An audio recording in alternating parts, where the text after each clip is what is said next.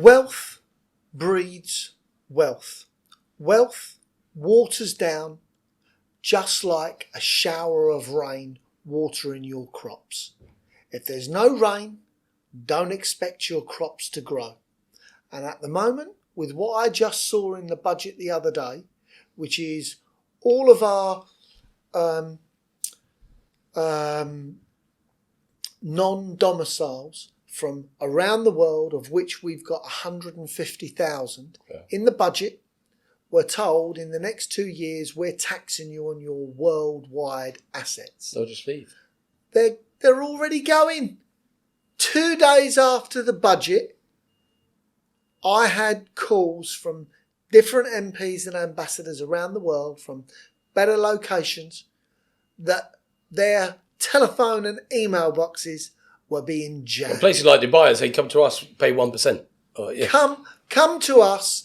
Now, people that don't realise within the UK, you will end up paying more. Yeah. Because at the moment, what we have is an unskilled labour force coming over the borders that we're paying for in hotels, that you're paying for out your taxes in those hotels, and the people that are non-doms that you're complaining about, that have come from abroad, that are here, that are investing in the UK, that are paying that tax here, that are filtering that down when they leave, and there's 150,000 of them.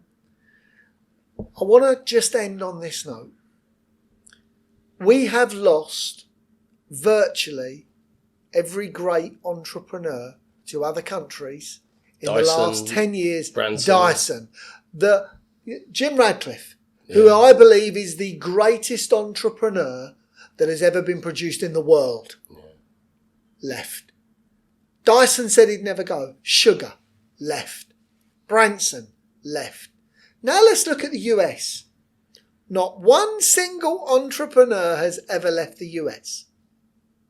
Why? Yeah. Because they're still maintaining their wealth there. And they celebrate the success. They don't celebrate it. And I just say, if there was something I would say to Rishi Sunak, I thought he was going to be the second coming of Christ. I really did.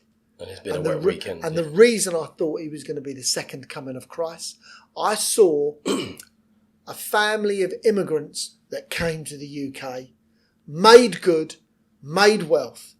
Instead, you might as well close your eyes and you've just got another Oxford graduate that's got a 5-year term. So there's no long-term goal anymore. No, and I think I completely agree. And I know I'll upset people when I say, you know, there are people on minimum wage who should be paid more. I think if anyone's working, they need a livable wage. By the same token, if you're earning 20 grand, let's say, or 25 grand, you're probably only paying £1,000 in tax. You're contributing into the millions. Sugar wrote a check for 127 million. Don't get caught up in percentages. Look at the contribution that people are making directly, indirectly, and even foreign companies. You know, people said to me about Starbucks, they only paid 1% tax last year. I say, but they rented thousands of properties. They employed tens of thousands of people who paid tax. They bought products from these suppliers. Their contribution to our economy was £1 billion. And we need to teach people this at school, because I think the danger is politicians chase votes of people who don't really understand, aren't willing to understand, don't want to understand, and just take a headline that they're given to run with. And actually, they're going to kill the golden geese that are laying their eggs. I think they're already killing it. I love our country. I think we have a fantastic, great country. I really do. I love it with all my heart. But stop beating the wealth out the front door, because I don't see too much coming through the back door.